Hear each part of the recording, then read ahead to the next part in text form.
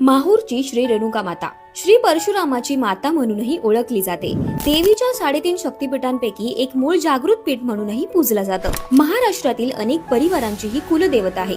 देवीचे मंदिर 13व्या शतकात देवगिरीच्या यादवकालीन राजाने बांधले असं म्हटलं जातं। माता रेणुकाची कथा अशी आहे की या कथेनुसार रेणुका मातेचा वध त्यांच्या मुलाने म्हणजेच परशुरामाने आपल्या पितृ आदेशावरून केला। नंतर परशुरामाला आपल्या मातेची आठवण येऊ लागली। ते दुःखी झाले असून शोककुलही झाले होते। त्या क्षणी आकाशवाणी झाली, तुझी आई तुला दर्शनास येईल, पण तू मागे वळून बघू नकोस। पण परशुरामाला आपल्या आईच्या भेटण्याची ओढ लागली होती, त्यामुळे त्याने मागे वळून पाहिले।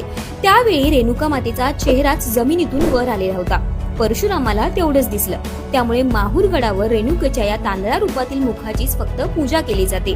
या डोंगरावर परशुरामाला मातेचं दर्शन घडलं, त्यामुळे या डोंगराला मातापूर म्हटलं जाऊ लागलं आणि शेजारीच आंध्र प्रदेशातील ऊर गाव असल्यामुळे